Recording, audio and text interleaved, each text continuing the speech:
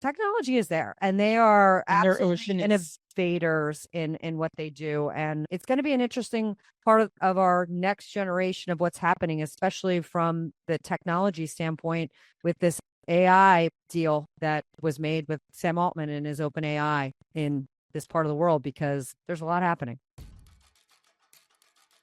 I'd like to thank you for tuning into another episode of Girls Gone Gritty. We're coming to you from Bring It On Studios, and we're excited to take you on a journey today. So for those of you that have been forwarded this from somebody that knows that you enjoy traveling and other things, we're going to get to that in a little bit. But right now, I'm tuning in with my girls, Darian and Farley. Girl, how's everything going today? Far, you must be so excited to have your girls back home underneath one roof. It's exciting. And they've been nonstop, right? Haven't they started lifeguarding? I mean, isn't that where, I guess, Abby's lifeguarding? Chase is, give me some scoop on the girls, a quick hit. Chase has to take the SIE this weekend, and then she is off to Team USA, and then she's going to be looking for an apartment to move into the city. And I'm taking Abs and a whole crew of people in a Sprinter van to Vermont for our traditional trip. So Fun. Looking forward to doing all kinds of hands-on stuff with my girls. Well, I love watching the photos and the videos when you're up at Sugarbush, because Sugarbush is my heart and soul, my favorite place in the world, aside from Seagirt. You have so much fun, and it's every year. They're only in the summer instead of the winter. It's like a bummer. But now that I don't have kids that can't ski as a part of their contractual obligations to lacrosse, except for Abby, I'll be coming up and seeing you. Well, I can't wait to get them on the slopes this year. And Dee Dee's on fire with sports. Yesterday, she played lacrosse, into soccer. Then they asked her to play in a basketball game. Then into tennis with her friends. So, you know, it's a precursor to summer and traveling and sunshine. And that's what we're going to be talking about today, right? In the summertime.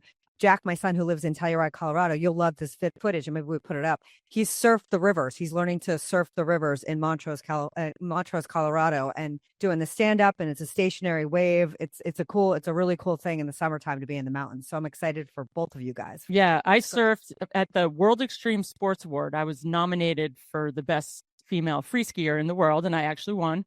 But it was really cool because in Germany, there's a river and it's called the Eisbach, and people are riding their bikes around with big surfboards, and we surfed it. We had Kelly Slater. You had the best athletes in the world surfing this river, and there's big giant blocks underneath the water, and you jump in and you'd surf the wave, and then you'd wipe out, and then you'd run against the river, you'd throw your board, and then you jump out and you do it again. Can't wait to see video. Yeah, that's awesome. Guess what Mackenzie's doing this weekend? She is swimming with whale sharks for her birthday. So her birthday is June 7th, and I actually got her a camper, and the four of them are going 14 hours away from Perth to a natural park that is number one on her bucket list, to swim with whale sharks. Oh my God, that's amazing. How exciting. Well, we're so fortunate that the kids have the opportunity to do these amazing things. But before we get to all the world travels of everything and taking you to another place, where are we on our top 3 this week, Dee? Okay, well, coming in at number 3 is the Paris Saint-Germain European Football Club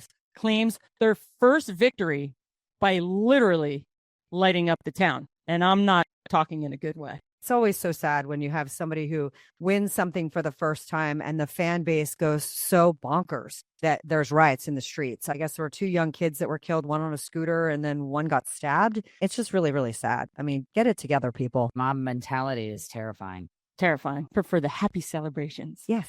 Coming in at number 2, trailer tractor flips over and releases 14 million honeybees. Now, that's some way to get a bug. I'm just wondering how they knew that there's 14 million bees. I think at one point they said 250 million, and then they backed off their numbers when they talked to some of the beekeepers. Darian and I were talking about this story before, and it's interesting that the beekeeping industry is exactly that. It's become an industry, and these hives have to be moved all across the country in order to pollinate all different crops because there aren't enough bees to do it on their own anymore. No, it's very cool. Our friend Janet Sheehan, she makes the most delicious honey. And they say if you eat local honey, it helps you with all your allergies. So always buy local honey. Yeah, raw is the way to go. Coming in at number 1, it's a little creepy. It's the hottest new doll trend brings babies to life with reborn dolls. This is not a real baby. All of you that have those baby dolls, get a grip. Seriously. I just remember as a kid, I wanted Baby Alive because like I could shove a bottle in her mouth and she had like a little pee hole and she would actually go to the bathroom. And I thought that was amazing. What is this about? This is the weirdest thing I've ever heard. I think they started with good intentions, like many things do. It was a pre-parenting tool and unfortunately a grief tool. And it's really been taken to the next level by a lot of these Brazilian parents, I guess I would call them. Only in Brazil? Because I have. Well, it started in Brazil, but you look that they have meetups at parks, and everyone brings these baby dolls once again to these groups. They started bringing them to the hospital, trying to have the doctors and nurses work on them, that they are now trying to say, we can't have these dolls anymore. Look, I love it. I love dolls. I love babies. My mom grew up loving baby dolls as it teaches you compassion, but this goes to another level.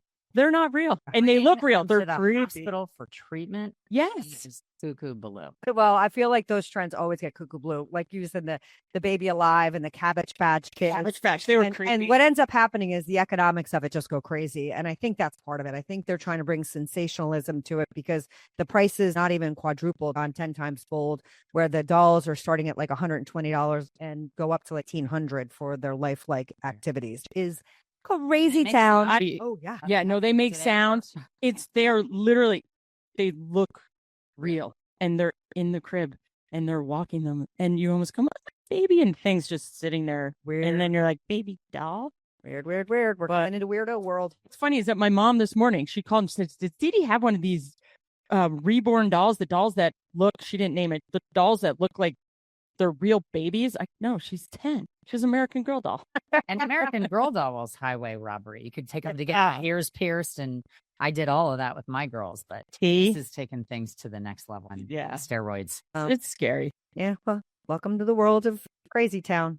It is. There it is. Well, we're going to go in the Middle East. So for those of you tuning in today, I had the opportunity to almost follow in the footsteps, minus Saudi Arabia, of our president who was there last week. And we thought with all of the people who like to travel, maybe it'll give you a little window into this part of the world and just kind of be conversational about traveling and the experiences that you learn and things that you can garner from that. Why don't you start off by telling them your actual itinerary, exactly where you went? My husband has some colleagues in this area that he has never met. They do a lot of things virtually. And we all fundamentally believe here on the show that the best way to get to know people is to travel with them and sit down, have a meal and, have a conversation. So we ended up taking a trip to Qatar. Then we went to Dubai and Abu Dhabi. And for those of you that aren't aware of that area, it's near Saudi Arabia in the Middle East. Qatar is its own country, and Abu Dhabi and Dubai are part of the UAE, United Arab Emirates. So it's a really interesting part of the world. Obviously, it's Muslim and notorious for a lot of things. And we can talk about that today and hopefully give you a window into that. Because there's 7 regions in the UAE and explain to me that there was a prince who united all these different royal regions. And it was in an interest to protect their ways and make sure that they were, a statement in the world. And they really have done a lot of things that we can get to. No, this is a ridiculous question. Somebody's own... So the way that most of the UAE and even Qatar is that they have the royal family who is the ruler, but they are a sovereign nation where they still do have parliamentary type style and system where people participate in government, but the royal family decides mostly everything and can veto anything that they don't like. And let's go back to Qatar because it's where I started and where I stayed. The royal family in Qatar was pretty amazing because what ended up happening was back in 1971, they seceded from Britain and became their own country. And back in that time period, there was a huge exploration and finding of oil and gas, yet the technology hadn't come forth yet. So they seceded. And at that time, they were a nation that was built on the oyster industry and fishing.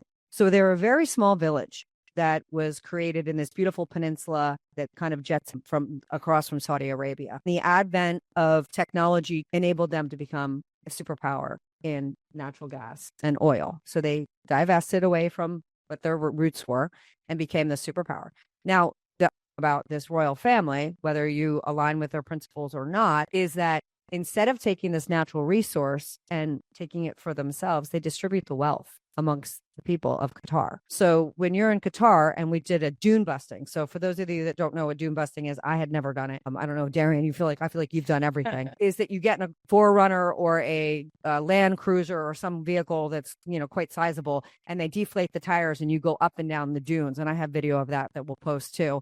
And it's really, it's something actually I can say that the video doesn't capture it. I know, Darian, with your skiing, you can't see the scale and the size a lot of the times when you're doing things like that. But our guide was third generation Qatarian. And he gave us a lot of insights into the way that the culture has developed. And he educated us on the fact that because they have this vast amount of wealth, that they have free healthcare, they have free education through college, they pay 0 taxes, all their utilities are taken care of. That sounds amazing. When you get married, you're given a plot of land and you get 26-year free loan to build whatever you'd like on it. And they have invested in making sure that everybody has a safe and stable base. Must be like a happy, joyful. And that's just in Abu Dhabi, because Dubai is... No. We're in Qatar. I mean, sorry, in Qatar. Yeah. Qatar. Yeah. And because of it, and this is the other extremely interesting thing, there is a 0% crime rate. There's a 0% crime rate. And part of it is what our Amir had told us. That was the name of our driver. He said that if you are someone who is a cheat or a thief or a liar, society shuns you. Off with your head. No, not even. I'm just like, kidding. you're just shunned. You're just shunned and nobody will Fantastic. give you any attention. And it's treated as you like to be treated society. And it was really pretty cool. Like, how many people? So that was the other interesting thing. There are 3 million people in Qatar, and there are only 500,000 Qatari people. So only 500,000 of that population gets those benefits I mentioned. Everybody else is an expat. And then the other thing that I found that was really interesting, and this is across Qatar and the UAE, is that if I'm an expat, meaning if I'm somebody who's not a resident of the country, if I'm a foreigner working there, living there, getting any kind of an income there, I don't pay any taxes at all back to my home country, except for the grand old United States of America. We are the only country that takes its taxes from their expats when we're living abroad. Isn't that crazy? It's a fact that I did not know, and I actually fact-checked it to make sure it was correct, and it's correct. Now, are the women covered up? Can they drive cars? Can they play tennis? Can they be the people? breadwinner? The people that I met, so, the Qatari people that I met were all male. Everybody else was expat, and men and the women there, and I'll say this across the board, everybody's pretty covered up, the men and the women. Did you get away with this there? No. Yeah. No. And I wouldn't do that. That's the one thing that I'd say when I travel, I try to be very respectful of what the rules are of the other country. I was always carrying a shawl. I wore everything to the ankles. And to Darian's question, the traditional women are covered wrist to ankle. The men are covered wrist to ankle. All men wear white and the women wear black. Is it still called a tam? No, I'm not sure if it's called that. I know answer that there's question. rules basically for Dubai, the women in Dubai. No, Dubai is the most lenient. Yes, no, I'm saying it's like it's super lenient. That's why I didn't know the differences. So Qatar is the most conservative. Right. And the other interesting thing about Qatar, if you ever go there, and we'll post that, is that the way that the city has been developed is there is a traditional side of the city. They are completely alcohol free. Muslims do not drink alcohol, for those of you that didn't know that. So the traditional side of Qatar, you cannot buy alcohol with your meal. So we had a couple of meals out, and there's no wine, there's no beer, there's no alcohol at all. So there's no alcoholics. So no, there's no alcoholics, and that's another bonus. Yeah. But when you go on the modern side, so it's kind of shaped like a little bit of a crescent. When you go on the modern side, which has all been built up, and is that the water line that you showed that yes, was so beautiful? Yes, and like all the different colors. Yeah, mm-hmm. That's a cool photo to share. They had a little bit of back in the 90s when the technology and everything happened that would kind of boom the economy. There almost was a contest by the engineers of who could make the most luxurious, beautiful, breathtaking looking 24 karat gold. Amazing exterior. I always feel like that's what I've heard, is that it's like the golden city. Yeah. Well, you're probably talking about Dubai. Qatar isn't as opulent. Yeah, I'd say opulent. And from there, we popped to Abu Dhabi, but didn't stay there. But Abu Dhabi, we took a 45-minute flight to Abu Dhabi because you have to hop the ocean. You have to hop the sea. You have to hop. And then from Abu Dhabi, we drove to Dubai, which is about an hour and 10-minute drive, very easy through the desert.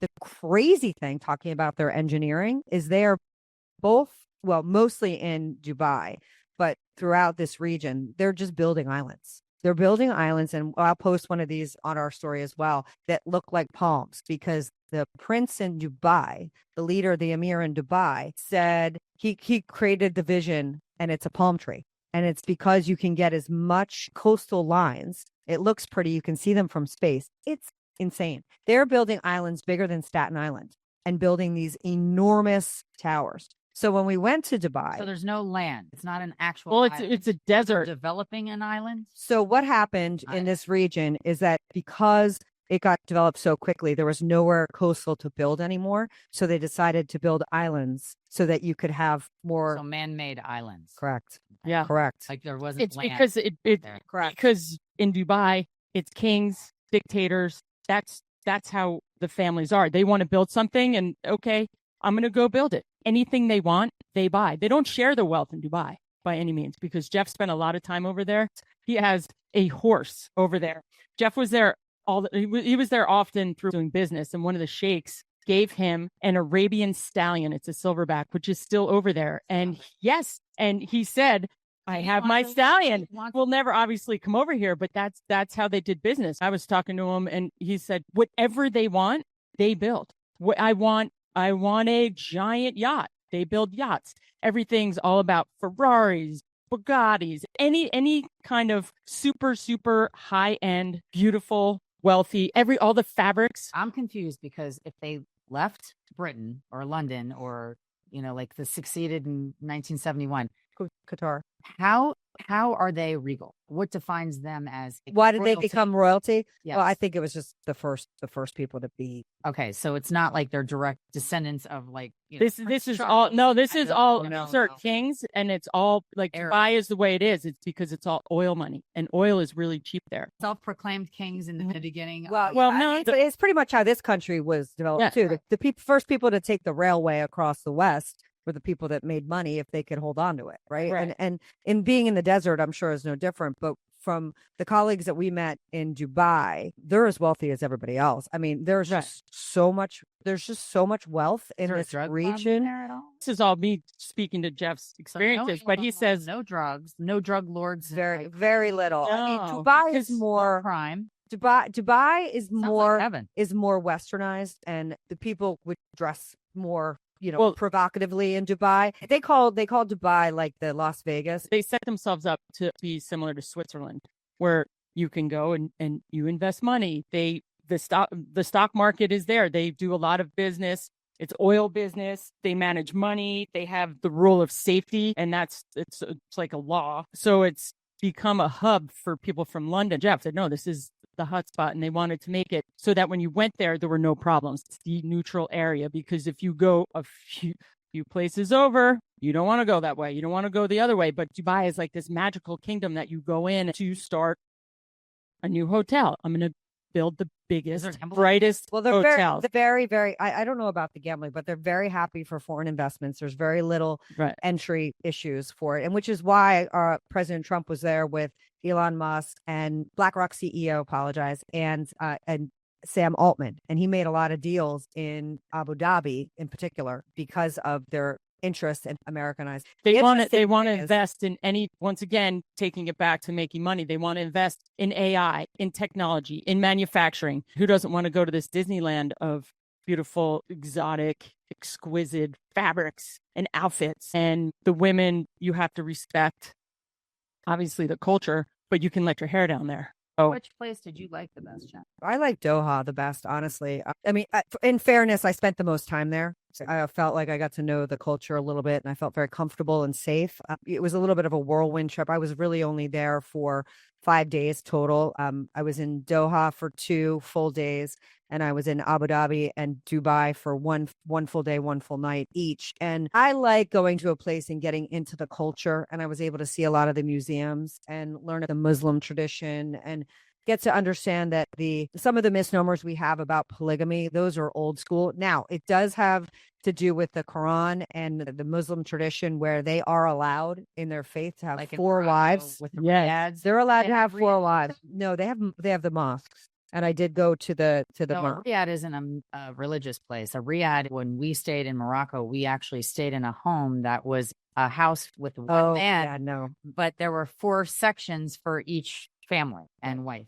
Yeah. And- Where we ate monkey brains. yeah, we did. I know. And You gotta is try it it all. still salam walaikum? So Everywhere we went, it was like, hi, and pleased to meet you. It was like salam walaikum. It was like, Yes, Mehdi's Right? wedding. I know. Mhm. I was thinking, everybody speaks English. There wasn't even a question needing to greet somebody in a different language. It was could crazy. you both like the right hand? Or So, left hand? so traditionally, women, you don't shake any. I would never shake hands. I would usually put my hand on my chest, say hello, and just be very respectful. There wasn't a lot of greeting. They would be greeting John more than they would greet me with a handshake.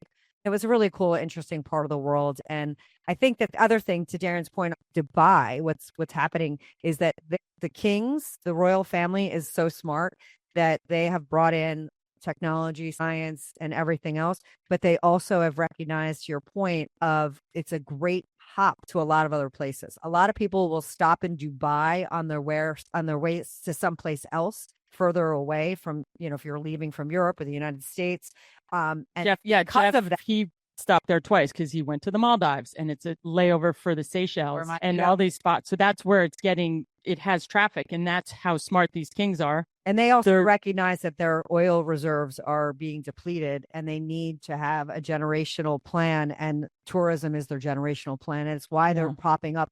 There's plans for 300 of these islands that I talked about. Is there a lot of solar going on because of the sun in the desert? No, but you know what's really interesting? I learned this, I was like, where do you guys get your water from?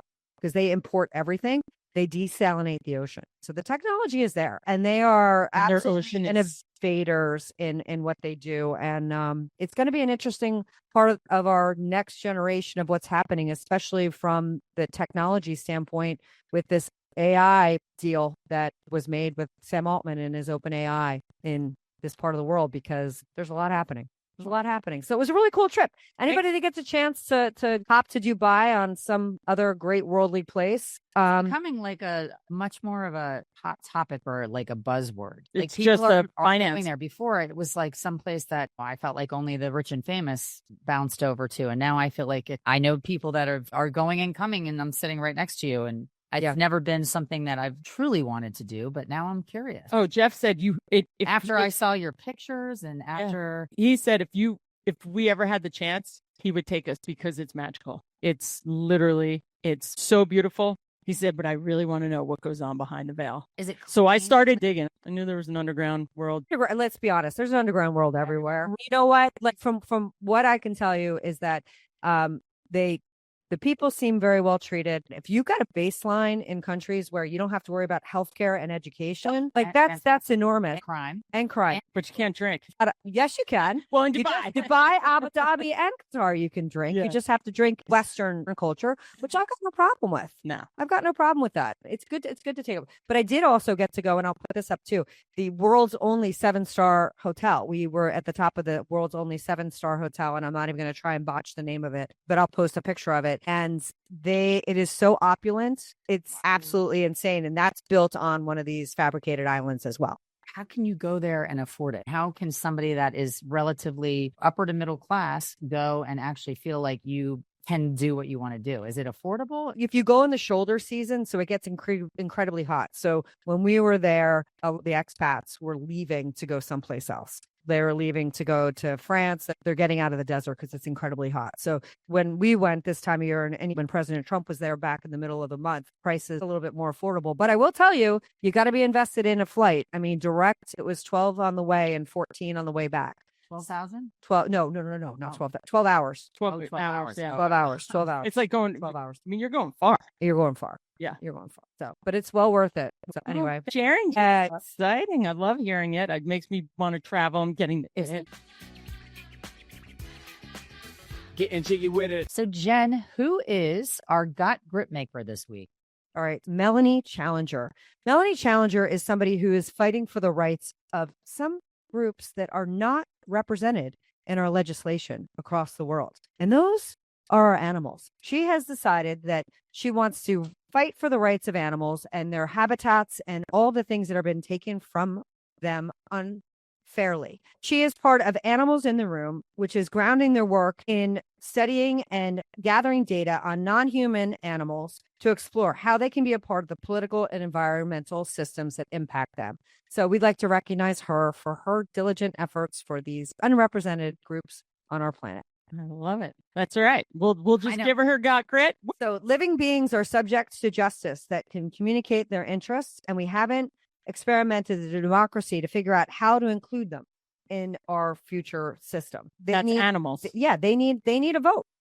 And Right. who's going to vote for them? So she's trying to take charge and be their voice to represent their rights. So I'm going to bulldoze a land for building a beautiful island in Dubai. Well, how's that going to affect the ecosystem and the marine life?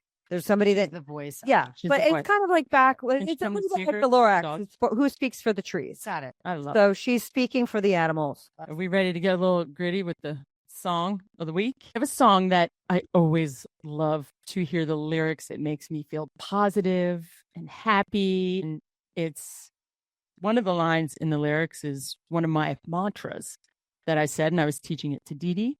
And Go big or go home. go big or go home. Sunday. You ask me, am I happy? As a matter of fact, I can say that I'm ecstatic because we all just made a pact. We've agreed to get together, joined as children in Jah. When you're moving in the positive, your destination is the brightest star. Master Blaster from Stevie Wonder. My fave. I love Stevie Wonder. love That's a Stevie great Wonder. song. I love that lyric. I don't think I paid attention to it's- that lyric. Since I was skiing. I love that. Moving into the positive, your destination is the brightest star. Keep swimming, just You're a feel it. shining star, no matter who you. Anything having to be stars. I thought it was reggae I did too. But he, Yeah, you know, because that is your vibe. that is my vibe. I get it all. Well, thank you so much for joining us for another Girls Gone Gritty. And we hope that we took you to the Middle East and inspired some future travels. Anyways, thank you so much for joining us for another Girls Gone Gritty. We are so excited that you are tuning in. Please share our vibe with other people. Yes, I love that. I love sharing vibes. Let people know that you're listening and help us tip this fabulous little podcast that we've got going because we enjoy it and it makes us happy and we want to continue going full steam ahead. Seeing you girls makes me happy. All right. Thanks for listening. Peace Bye. out.